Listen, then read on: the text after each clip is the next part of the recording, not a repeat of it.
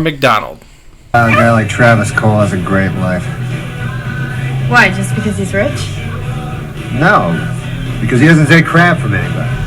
There's two kinds of people in this world, those who get stomped on and those who do the stomping. Where'd you come up with that theory? That famous guy said it. What's his name? Oh yeah, Jesus.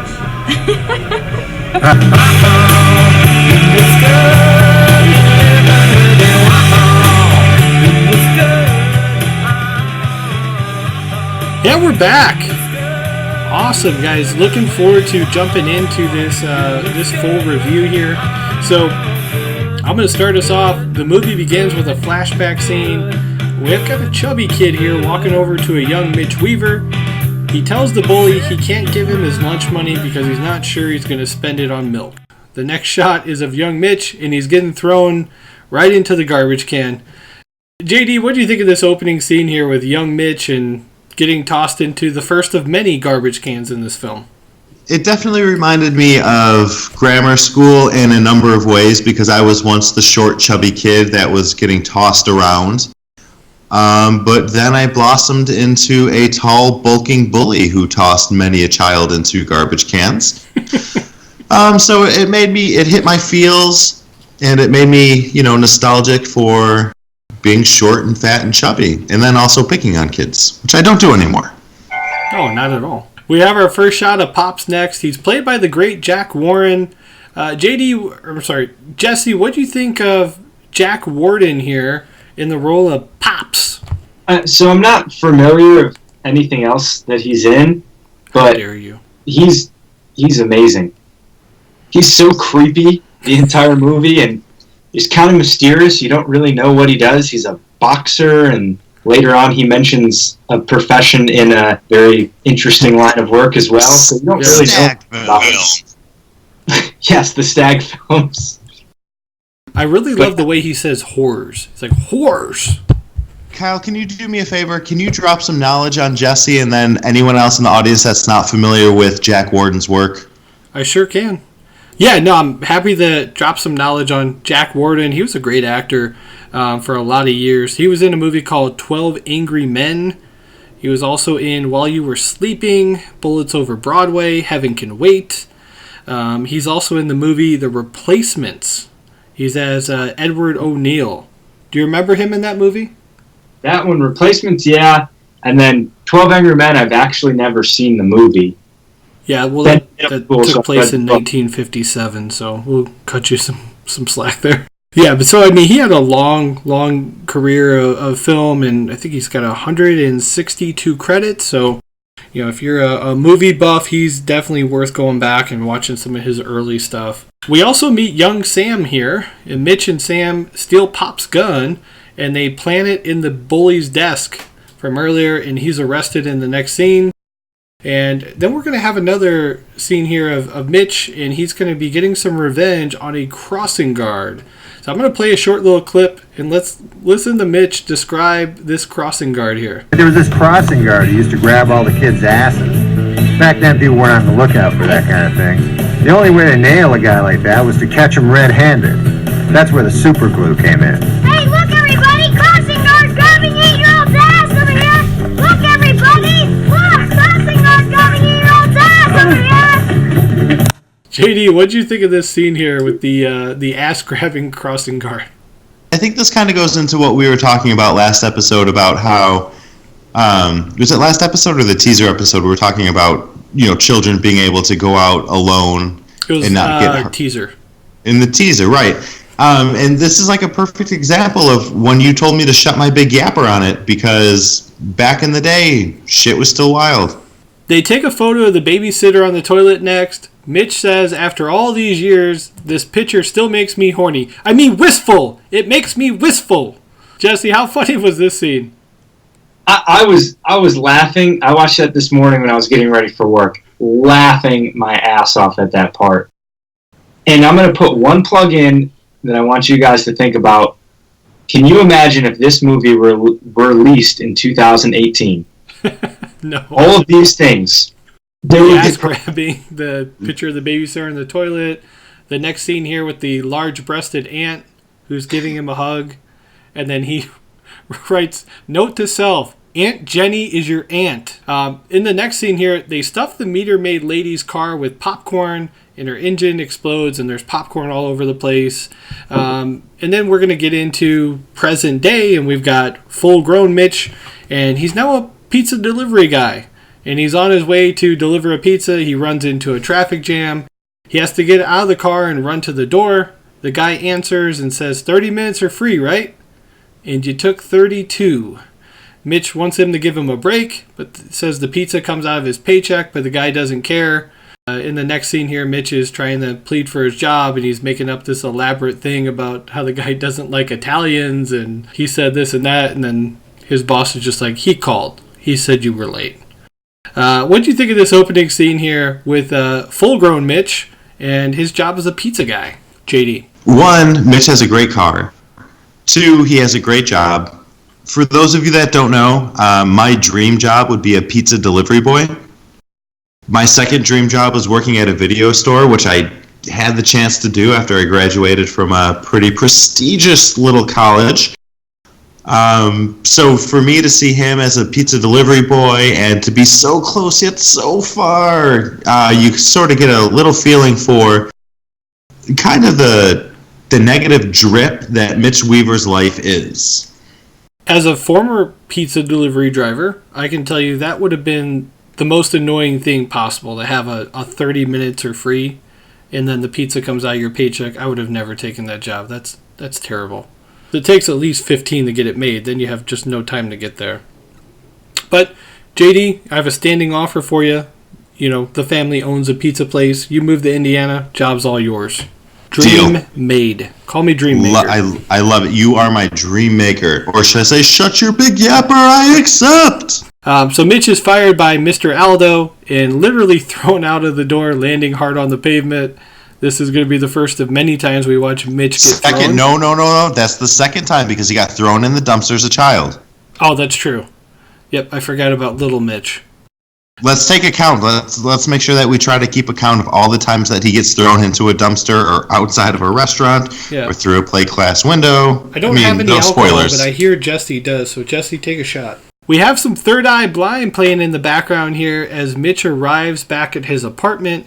People are walking down the alley with his clothes on. His girlfriend Tony Ann says, Uncle Aldo called and said you're fired.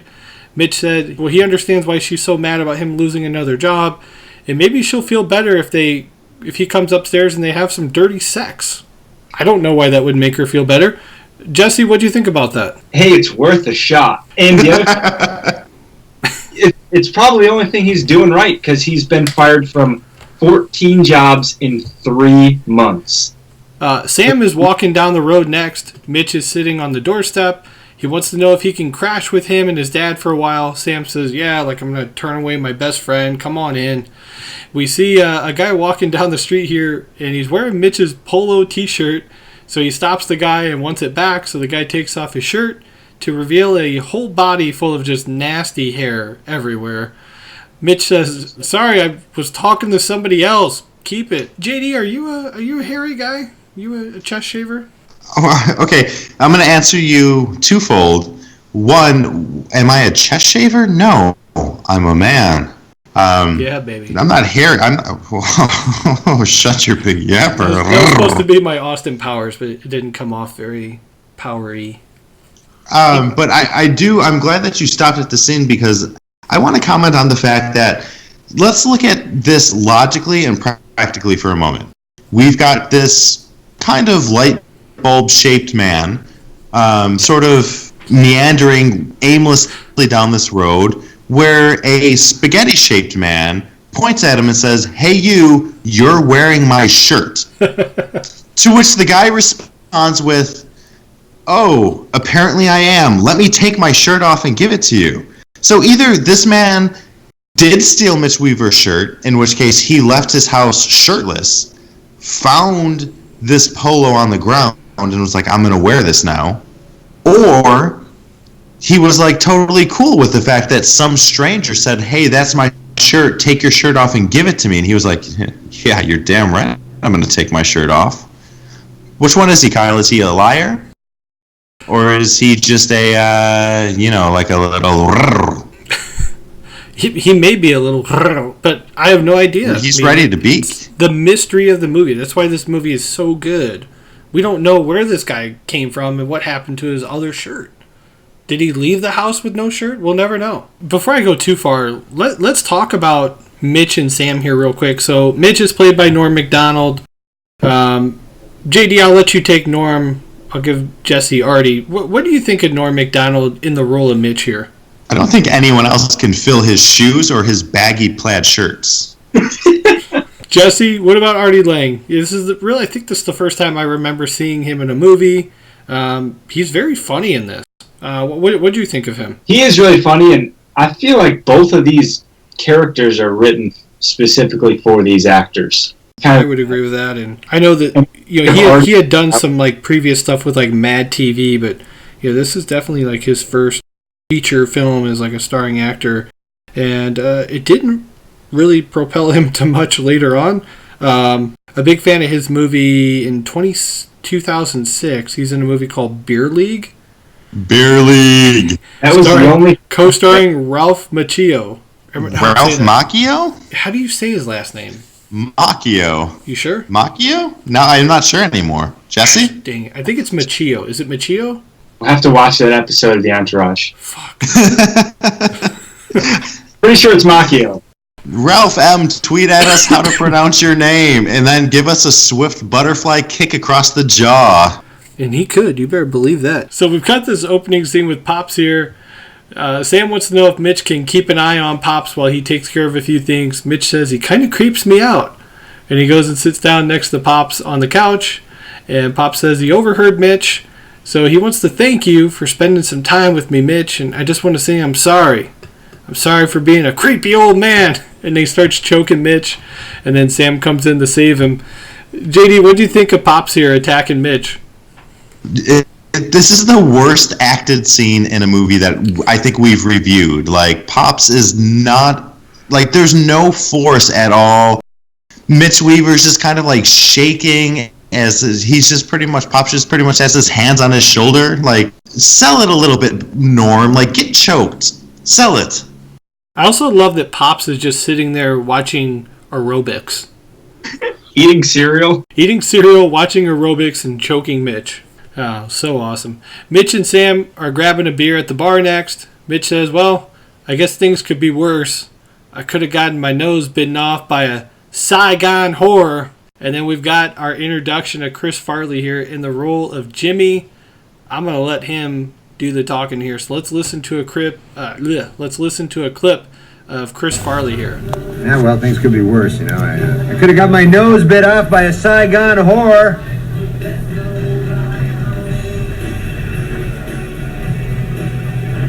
You bastard! Hey, I'm just messing with you, Jimmy. I saw you down there. Hey, Mazzetti, get Jimmy a beer on me. Okay. Sorry. Jesse, what do you think of this first scene here with Chris Farley? I just want to comment first on the outfit he's got on. Oh my goodness. Outstanding. He looks like the kind of guy I'd want to go have a beer with at a bar like this. Yeah, half a nose or not, I think he looks awesome.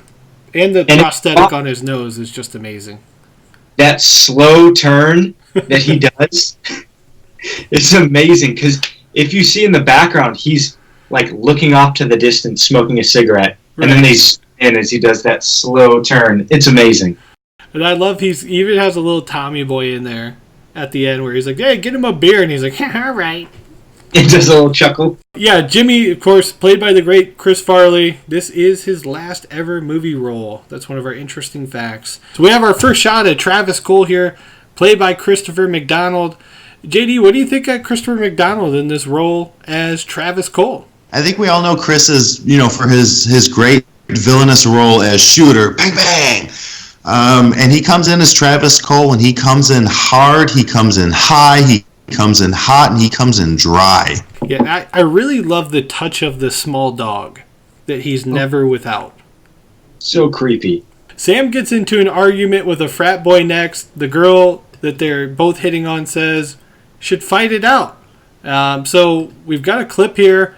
This could be the last clip in the bar scene. One of my favorite moments of the movie here, and we're getting some Rolling Stone street fighting G7. Let's take a listen. Well, Mitch, looks like we got ourselves a fight, huh? Great, it's fighting time. Can I be on their side? Looks like there's gonna be a brawl. You playing something good? Hell yeah! Rolling Stone, street fighting man, G7! You just hit G8. If you like pina coladas, bring it on! Alright, and then we got this giant fight that ensues, and Mitch is a terrible fighter. But JD, what do you think of this scene here with the classic scene from Chris Farley? Well, do you like pina coladas? I do. Yeah, absolutely. Also, G7. One part of the scene I don't think it's talked about enough. In the background of them fighting, you can hear Chris Farley yelling, "Bite him! Bite him in the nose!" I don't know if this is on your next point, but we get Mitch Weaver thrown through something, so Jesse owes us a shot. Oh, I'm drinking. Oh, okay. I thought I was counting. I like this way better. 3 fingers. So we're at the frat house next. Mitch and Sam are dressed up as cops. He calls the frat house on the payphone and tells the guy that answers, there's a bunch of guys going around dressed up as cops, but they're not real cops. They just ripped off one of the Delta houses.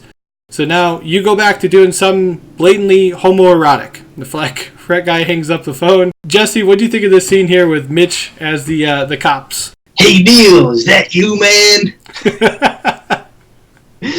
It's hilarious. Like, we beat him real good. Like, this guy's a total douchebag.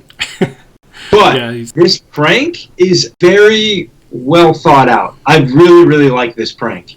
Because the first time I watched it, even like watching it today, I kind of forgot what they did. Yeah. And I was like, oh yeah, that's a pretty like simple yet complex prank that they get to go beat some ass. So in the next scene here, the cops show up. The frat guy says, yeah, whatever, and punches the cop right in the face. And then we go outside, and the frat guys are just getting the shit kicked out of them by the police here. Mitch tries to punch one of them here, but just ends up hurting his own hand. And Sam comes in and knocks the guy out. We're back at the house. Pops is watching some more. Oh, go ahead. Hey, real quick, I want to jump in and I just want to make the comparison from this scene to the movie Batman Forever, when Two-Face and Riddler are they yada yada yada. Talking about. Yeah, and they're in that they're robbing the bank or whatever that they're doing, and the cops come, and then the Riddler he winds up and he's like, I got this one, and he goes to punch him, and it's the exact same thing as Mitch Weaver hitting the jaw and just getting stone-fisted, and it's no good. Yeah, I love that Jim Carrey scene. He's just like, let me hit him! Winds up and just bing! And then Tommy Lee Jones knocks him out. We have to get into Batman Forever. That's going to be an episode. So we're back at Pop's house. He's watching some aerobics. Sam and Mitch talk about how Mitch is the king of revenge. And Pops has a heart attack on the couch here. And we're going to wake up in the hospital next here. But unfortunate for Pops, who I guess, do we blame this on the aerobics? There's too much for him to handle? I hope to never find out.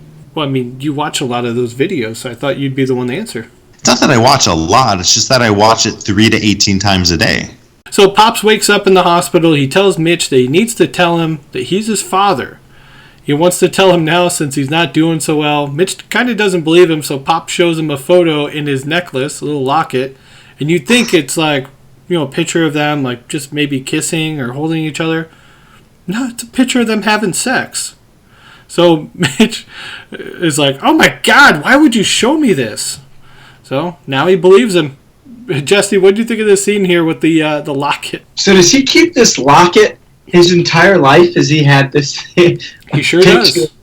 That's amazing. Yep, and there's a really awesome tie-in later in the film we'll get to as well. We're going to see Chevy Chase next here. He is Dr. Farthing, and he shows up here. Jesse, what's your favorite Chevy Chase movie, and why is it Man of the House?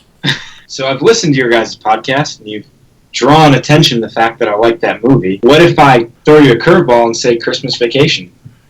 I would accept and say that is one of my favorite movies too. And I would decline my Big Brother card, you son of a bitch. In all seriousness, though, JD, do you have a favorite Chevy Chase movie? For the sake of, appearing aloof and mysterious and wanting people to think that I'm really cool, I'm going to say Orange County. Okay, that's not... I thought you were going to say, like, Hot Tub Time Machine. I was going to have to smack you through the computer. Great White Buffalo. He tells Mitch and Sam that if he was a betting man, he would bet on death when it comes to Pop's living. And they're just like, oh my gosh, get some bedside manner. He needs a heart transplant, and he tries to sell them some stuff after he tells them that he needs a transplant. So Dr. Farthing is trying to make some money on the side here. And he tells Mitch he can't help it. He's a compulsive gambler. One of his bad bets he made was on Rocky 3. And Mitch says, don't tell me you bet on Mr. T. Yeah, odds were 50-50. JD, what do you think of that scene? First of all, Rocky 3 is my favorite Rocky movie. It's a solid one. Clubber Lang, come on. No, I'm serious, Kyle. Fool. Clubber Lang, come on. A pity to fool. Jesse the Harriers. Hey, woman, you want to be with the real man? That was good. Southpaw, nothing. Or was that Apollo Creed? Cut that out if that was Apollo Creed. That was Apollo Creed. Damn it. Cut that out. No, you sound like an idiot. I'm leaving it in. Damn you. I hate you. Clubber, Mr. T, I need you to come Clubber Lang Kyle up inside the jaw. Punch me in the gut. He tells Mitch he can save Pops if they can get him $50,000 by next week. So in the next scene Whoa. No. Time out, Kyle. He didn't say $50,000. He whispered $50,000. That's a good point. Sam and Mitch are on top of the building next. They come up with a plan to try and get the money. And meanwhile, while they're trying to talk plan here, Sam is pissing on a guy who's sitting down below the building here. And then he goes, hey, Sam, are you pissing on that guy? And then he shows up and attacks him on the rooftop, and they have to run off. Jesse, what do you think of this scene here? And have you ever pissed on somebody? I've never pissed on somebody, no. I don't know that I've ever pissed off a rooftop or a balcony or anything like that. And the fact that he's just doing it so casually is hilarious. Doesn't think twice of it. And then this dude just busts through soaking wet. Yeah. It's like somebody dumped like a 10-gallon bucket of piss on his head. Just comes up drenched. So we got some quick scenes here next of the guys trying some different jobs. One's in construction. Another one where they're eating special brownies. I love how Sam has no ill effects from the brownies at all. And then they go to Mitch here, and he's completely broken out in rashes. And he's looking at Gary Coleman sitting next to him in his car, and Adam Sandler is Satan, who they're looking at, and he's just shaking uncontrollably.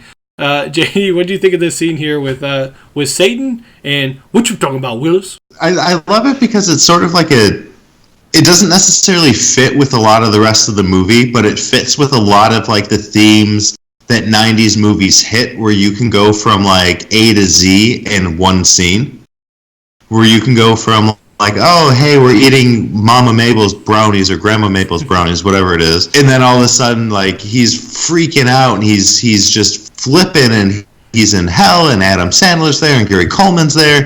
And it's just like, yeah, that's kind of like a very specific and scary vision of hell. Hey, how much do you think Sandler got paid for that scene? $17, 6 peanuts, a button, and a half spool of gray thread. Okay, seems accurate. I can't challenge that. So we're at the movie theater next. They finally have landed a job here, and we're going to meet Mr. Harrison, who's the manager of the movie theater here. And I want to play a clip here. Don Rickles. If you don't know Don Rickles, get on IMDb, listen to some of, or watch some of his movies. He was an awesome actor. And this clip is hilarious here. So he's going to show them how he does his managerial style. Let's take a listen. Right now, I'm going to explain to you my managing style for the benefit of the new guys. So there you are, Tubby. Look like a bucket of lard on a bad day. You baby gorilla. Why don't you work a zoo and stop bothering people? Got a call yesterday from Baskin Robbins. They said that they're down to only 5 flavors. You're swelling up as I talk to you. Look at you. How's this? How's it doing? Hello, ice cream. Having a good time? Running around? What are you laughing at? Because I called your friend a fat pig, huh? You think that's funny? Oh, no, I was just laughing earlier when you were talking to his belly. Did you get a horse and live in the mountains someplace? Don't bother anybody. Got a personality like a dead moth. Okay. Jesse, what do you think of this scene here with Mr. Harrison? This is hilarious. I love that he goes, "I'm going to tell you about my managerial style," and then just starts berating all of them. Yeah, it's awesome. It actually might be my favorite scene in the movie. It's just like, I don't know, like earlier when you were talking to his belly, I was laughing at that. Like, he's just so like... Still so dry. One of the things I wanted to point out here, standing right next to Mitch in this scene is Kevin Farley, Chris's younger brother. Really? Yeah, so he's got the line coming up here in a second, too. So after Harrison berates everyone, Mitch comes up with a plan to get him back. The workers say, if you can really screw him over, I'm good for 10. Another guy says, I'll give you 20. And everybody starts chipping in here. Mitch and Sam are in the projection booth next. Mitch says, okay, look away. And on the screen it says, Men in Black, who like to have sex with each other. Look, an alien. We better have sex with each other. Sam looks up at the reel, and Mitch grabs his recorder and says, note to self, Sam just looked at the screen. Everyone starts rushing out of the theater here, and then Kevin Farley's character tells them, that was amazing. You guys should do this stuff for a living. And that's the end of the scene here, and that's kind of how their Revenge for Hire business is born. So, what do you think of this scene, Jesse? I love the Men in Black who like to have sex with each other. Because the guy that they have sounds like Tommy Lee Jones. Yeah, I did pick up on, he's doing a pretty good impression, or he just naturally sounds like him. I want to believe they actually got him to do one day of voice recording for this scene. Mitch tells Sam they should start a Revenge for Hire business. They would be the first in the field, like the guy that invented delivering pizza to people's houses, or the guy that invented crack. They sign a lease the next day, and they've got their new business here. And from across the street, we see Kathy from the bar. Mitch has forgotten her name, so he just yells, hey, Mildred!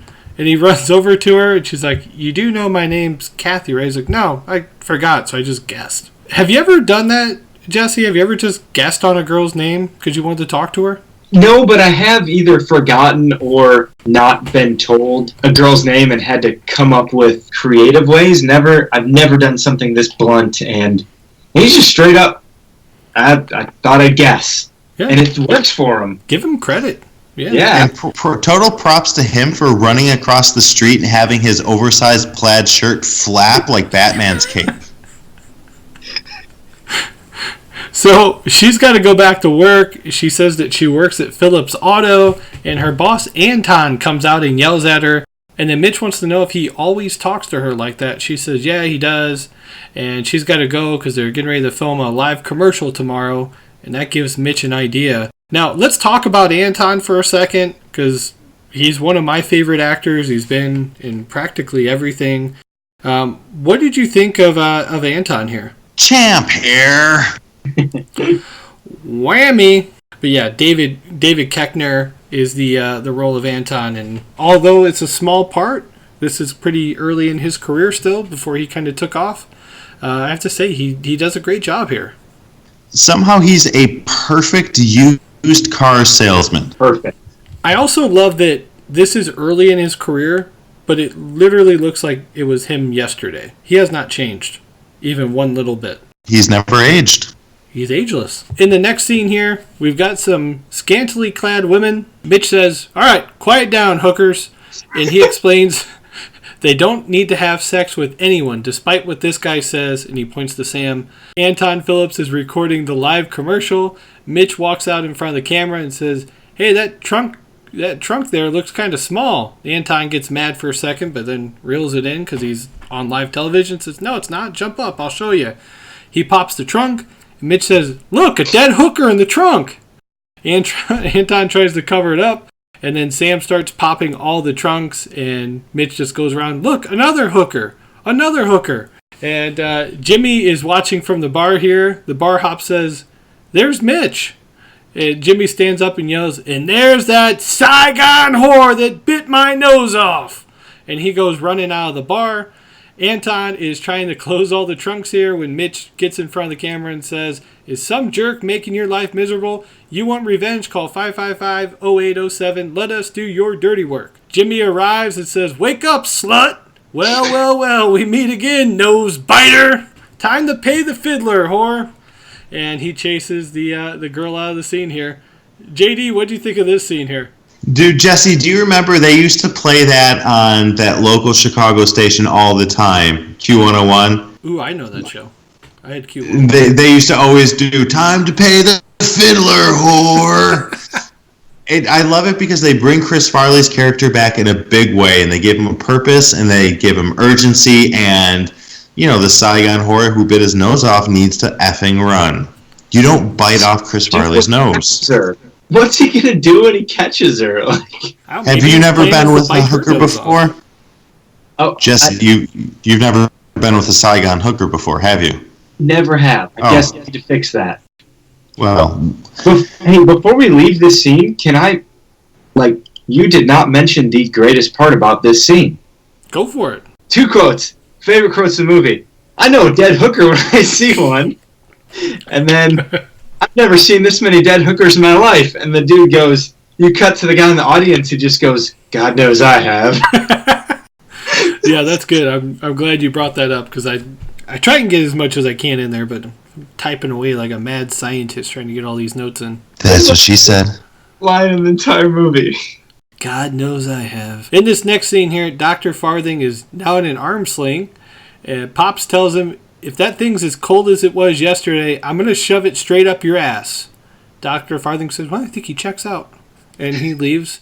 Mitch and Sam walk in. Pops wants to know what you two fruits are up to. Jesse, you ever have a grandparent or an uncle that would call you a name like that when you would walk into the room? Like, "What up, fruitcake?" I think Uncle Terry probably uses terms like that. Oh, and the other one. Ted with the broadsword?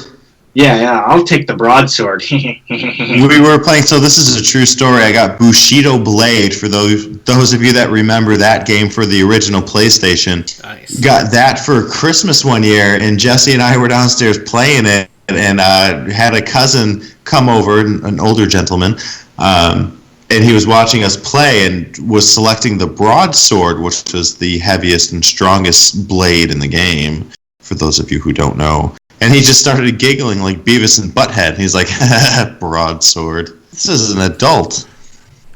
That's awesome. Mitch tells Pops he's made up his mind. He's going to tell Sam, and Pops reaches over and just grabs his nuts and starts squeezing until he agrees not to tell Sam.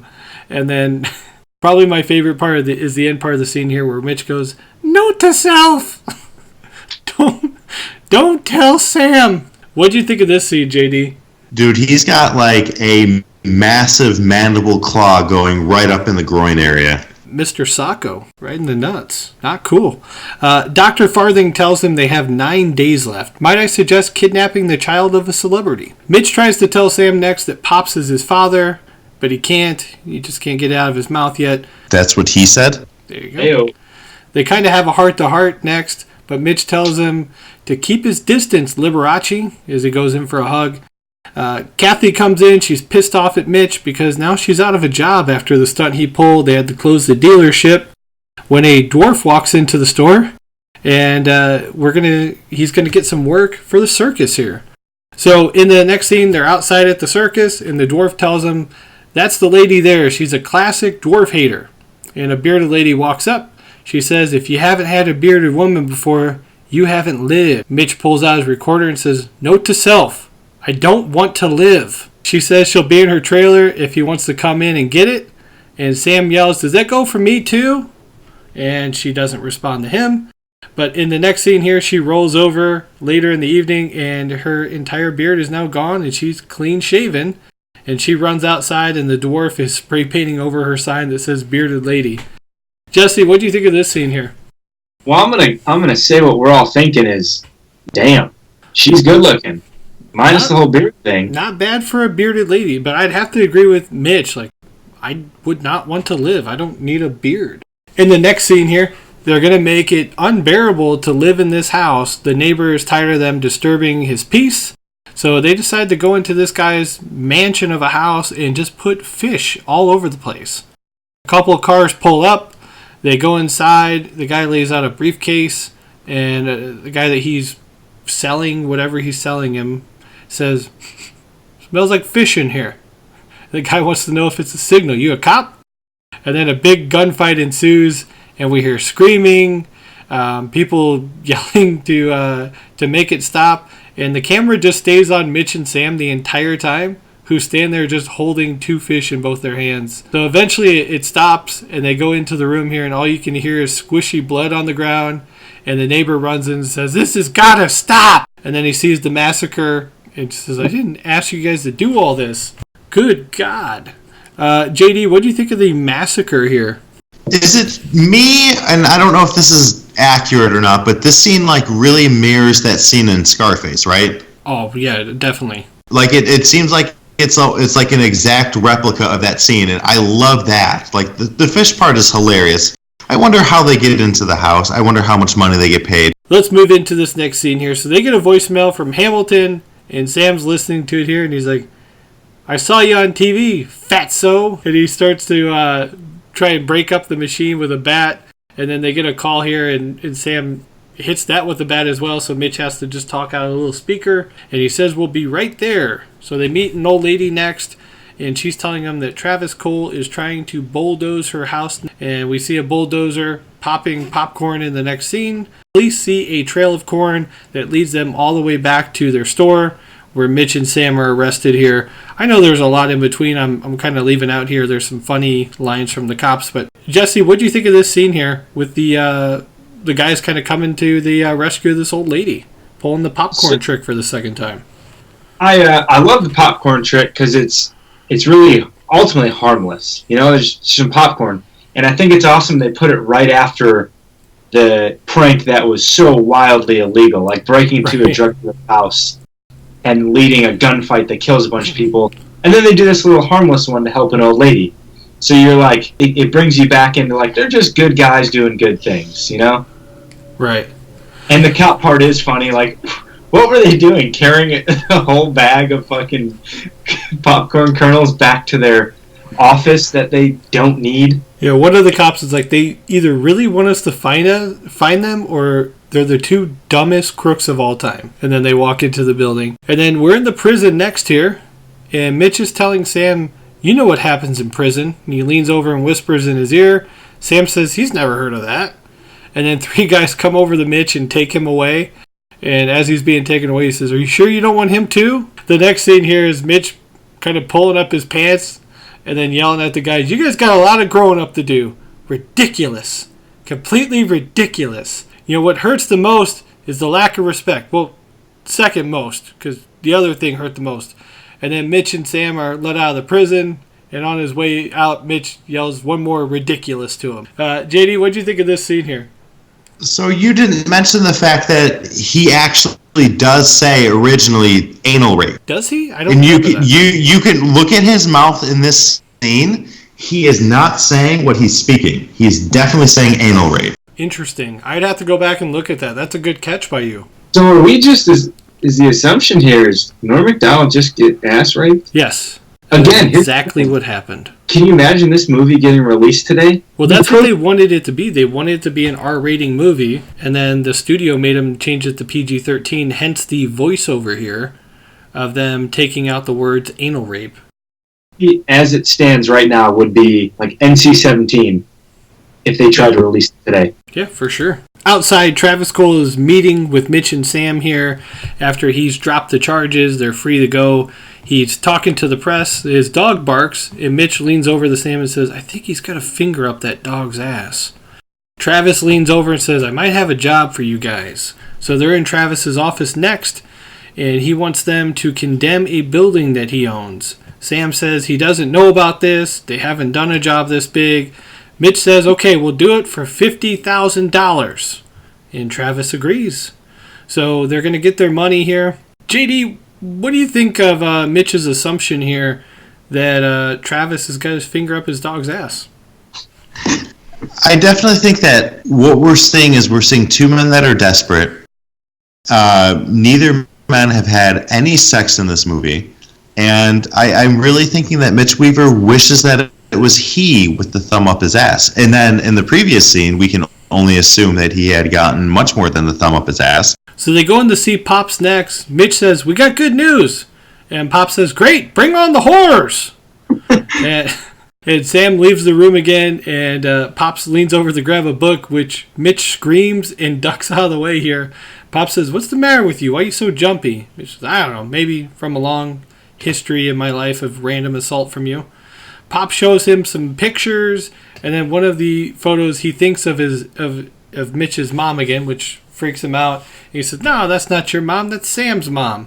And then, of course, Dr. Farthing is in the next scene here with Sam, and now he's wearing a boot too. And apparently the mob guy has blown his toe off of one of his feet, so he's in an arm sling and a boot. What do you think of this scene here with Pops, Jesse, and Dr. Farthing losing another a limb here? I love how nonchalant Pops is about the personal collection of homemade porn that he has. So apparently that was a thing, and he just snap him in a Polaroid and flip him in a scrapbook. And then, again, Dr. Farthing, Chevy Chase is just so nonchalant. Like he says earlier, is either sleeping on it funny or a bookmaker's throwing me out of a car. He's just getting, like, how is he allowed to be a doctor? Katie shows up next to thank Mitch for his help. They go for a walk. She says, "I want you to meet my grandma," and she's living in the building that they're about to condemn. She's like, "Hey, meet my friend Mitch. He's the big hero." Mitch is like, "Well, hero one day, and never know, next day you may hate me." And he kind of nervously laughs it off. Mitch is definitely torn here about this, but ultimately, in the next scene here, they're gonna go through with it. So, JD, just from a writing standpoint, what do you think of the tie-in here with the grandma, the house, and what Mitch is trying to do? Because he's got to save his dad now. In terms of writing, it's a really poor delivery for them to just tie this back in. But at the same time, Norm Macdonald's delivery of him just kind of shrugging his shoulders and being like, "Well, I don't care. I've got my own thing to do." It makes it worthwhile. One of the next scenes here I thought was really funny, and it's Sam. He's like, "Oh, you're really into this Kathy girl." And he's like, "No, I'm not." And he's like, "God, that's your telltale sign. See, watch this. You ever robbed a bank? No. You ever climbed Mount Everest? No. Do you ever say you understand why women find Sean Connery sexy? No. See, Jesse, I'm going to put you on the spot here. Do you understand why women find Sean Connery sexy? Yes or no?" No. Next scene here is a compilation of the guys just destroying the building.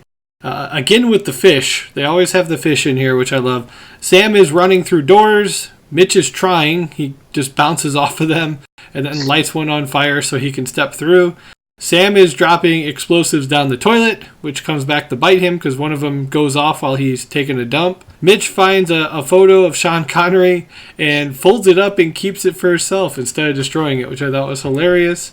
He gets to Kathy's grandma's apartment and looks at the photo of Kathy and her grandma and just continues to destroy the building anyway. So in this next scene here, we're going to find out, they're watching it on TV, that the building is not owned by Travis Cole.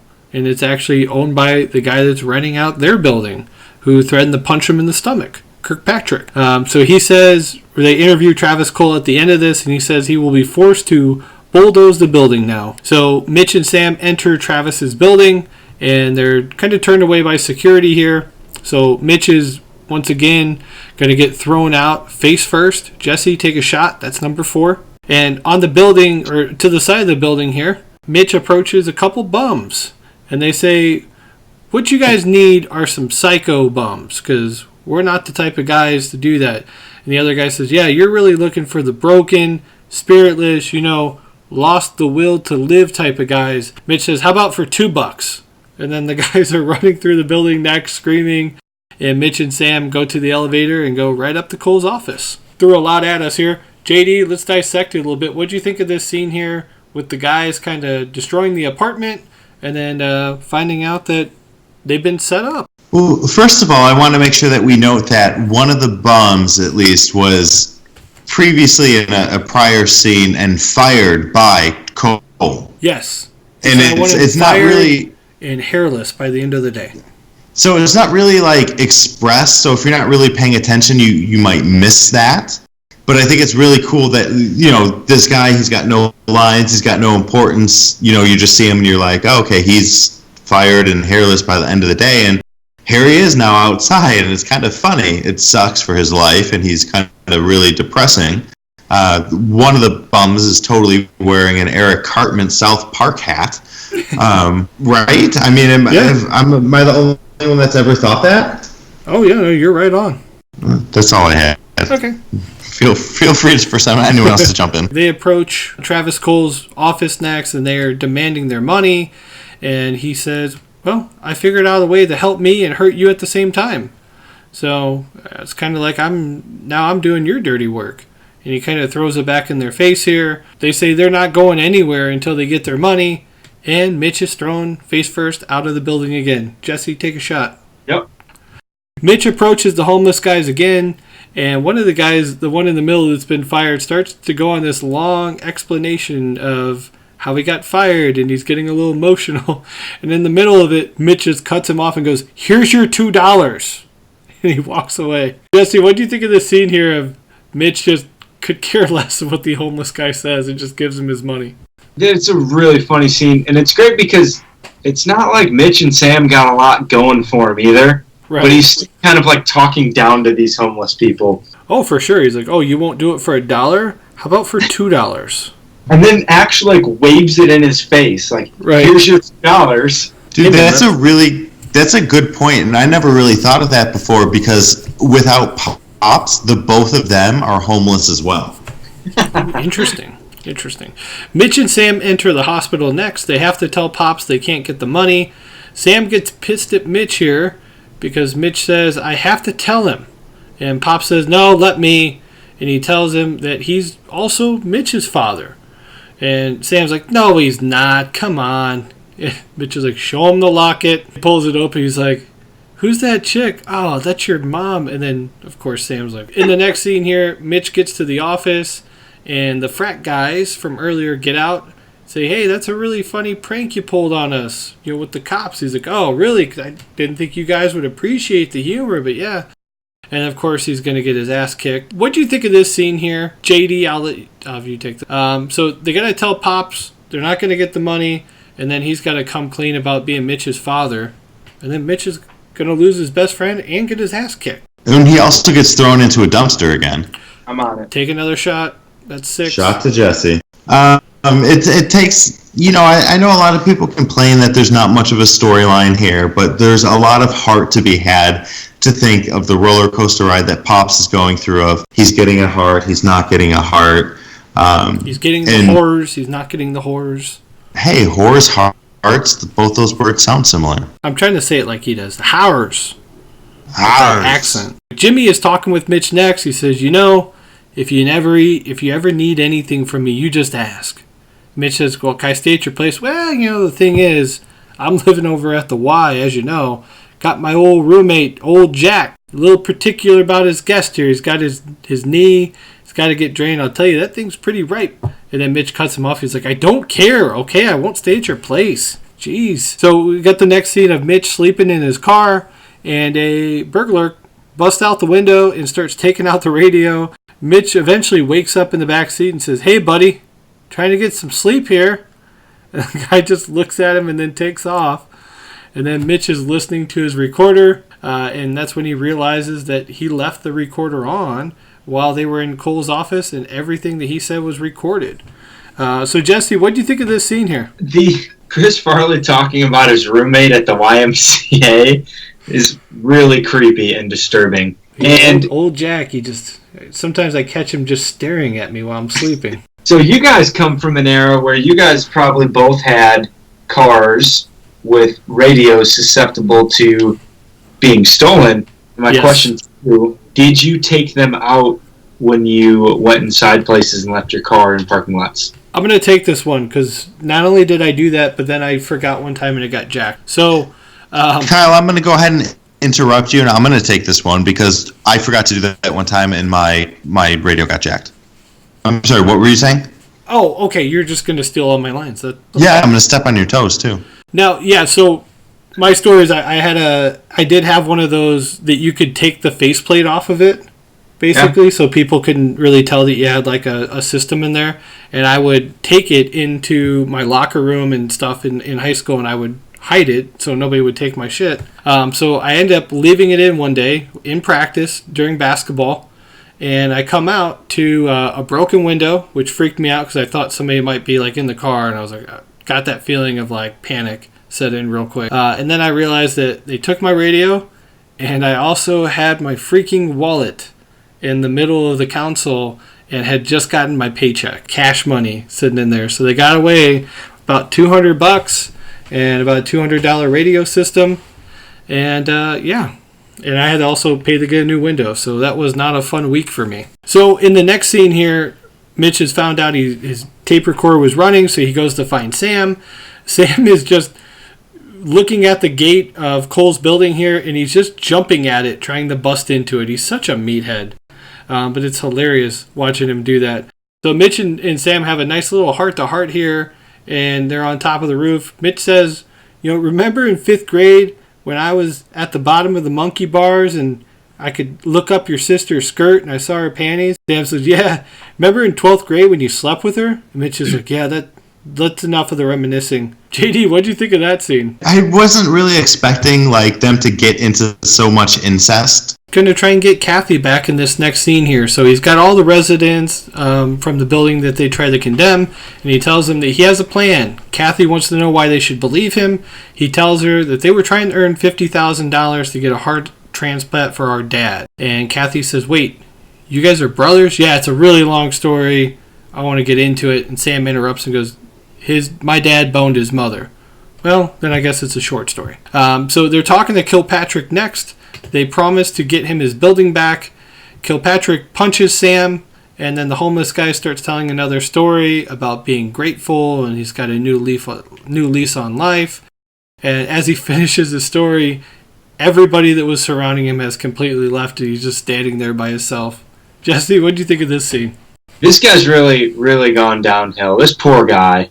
Just some corporate exec down to, not even being able to tell a story to other homeless people, as right. Justin pointed out. They could literally care less what he's saying. So we got another compilation next of Sam and Mitch, and they're getting into the opera house. They put out some special brownies. Mitch and Sam enter the room, and all the guys are scratching, and they broke out into hives. And we've got our second shot here of Gary Coleman. And as Sam goes, I wonder what they're watching, because they're all staring at something here. And apparently it's a boxing match between Ken Norton and Gary Coleman. And the fight begins, and Gary Coleman immediately gets knocked out in the first punch. JD, what do you think of this flashback here? I love that they actually have Ken Norton in this. Yes. Legit heavyweight boxer versus little Gary Coleman. And he looks great. I really think he connects with Gary on that punch. Yeah, he potatoed him for sure. Kathy says, I don't know why I'm here. Mitch says, oh, I know. An intense physical attraction to me. Outside, Travis is being interviewed. He says he's proud of two things. First, all the proceeds will go to the homeless. Secondly, I've overseen the production in every aspect of everything, and it will be the greatest Don Giovanni ever presented.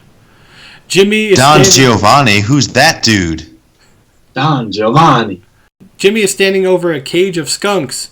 He says, fellas, you've heard the old saying, in the land of the blind, the man with one eye is king. Well, today, in the land of the skunks, the man with half a nose is king. John Goodman comes out next. He wants to take a moment to recognize the man who made this happen. And Travis Cole stands up and takes a bow with his dog. And he looks down at John Goodman and he's like, Jesse, what do you think of this scene? This was the last, this movie is stacked with well-known actors. Yeah. And I forgot John Goodman did that. So when I was watching it earlier today, I was like, oh, they're continually to throw them at you. And then you got Travis Cole's he's alone in the balcony, which I think is kind of weird. He's got no friends, no date, just got his creepy dog. And he does that weird, gesture with his hand. And it's so creepy. So the play begins, and opera singer starts singing, and Pops walks out and says, "Wow, get a load of that mountain range. Come on, baby, let me buy you a steak." As she's trying to run away from him here. Travis tries to exit next, but Mitch is waiting for him with his Legion of Horrors, and he's interrupting the play, and Travis is not happy about this. JD, what'd you think of this scene?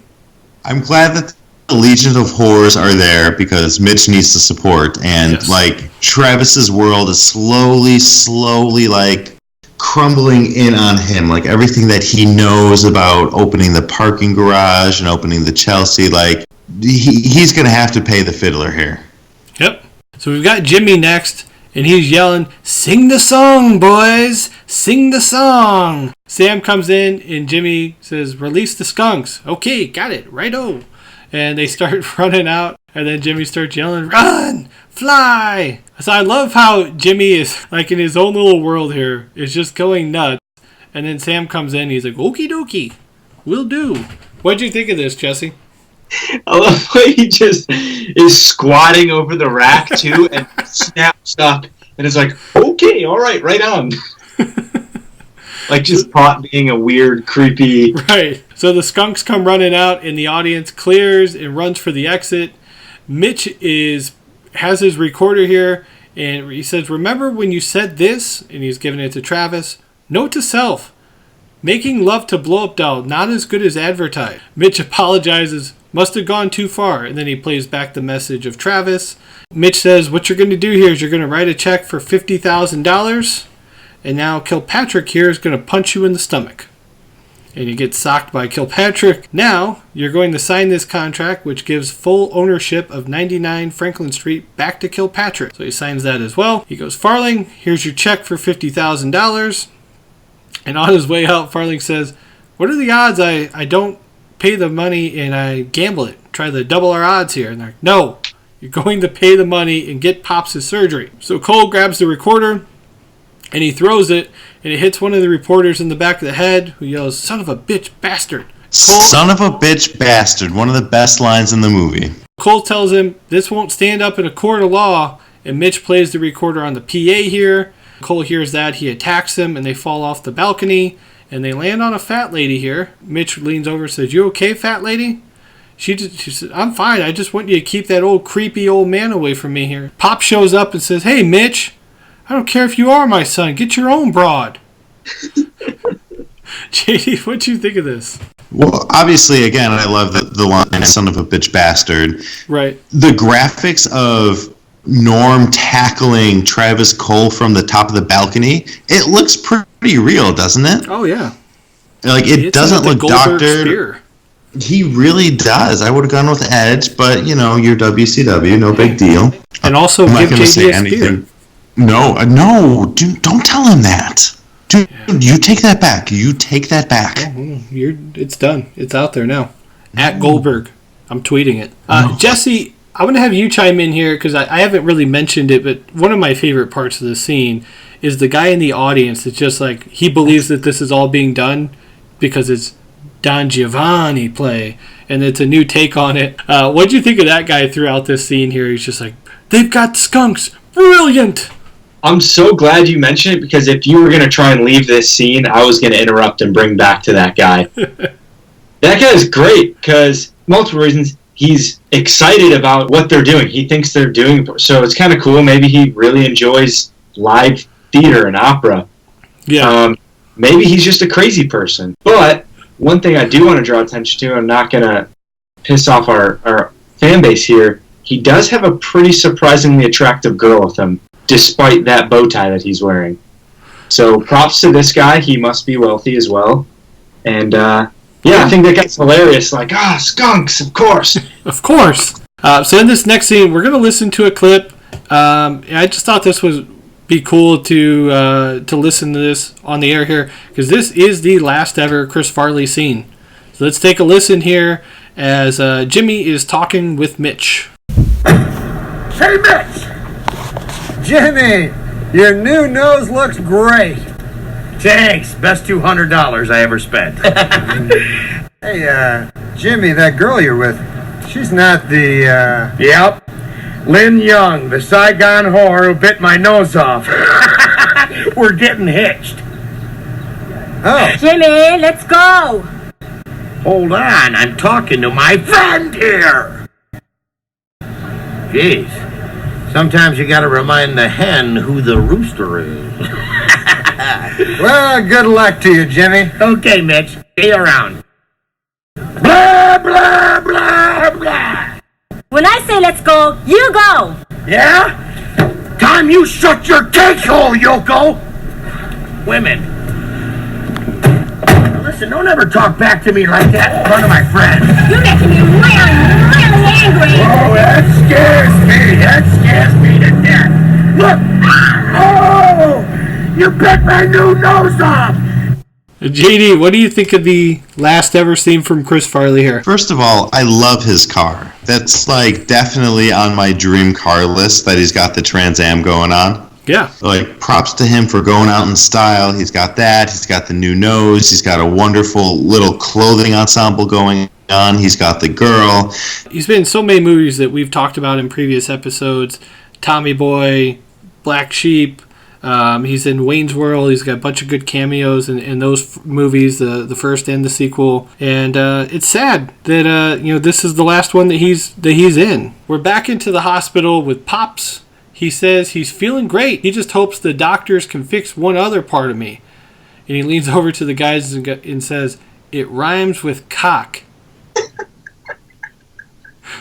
The ending of the movie here, Mitch is voicing over. He says, "Well, Sam and I got great new jobs. Pop's got his heart, and I got the girl. And Dr. Farling, he got over his gambling addiction. But the bookies beat him to death anyway. So now he's dead. That's it. Bye." That's the ending of the movie here as the credits roll and we get some outtakes.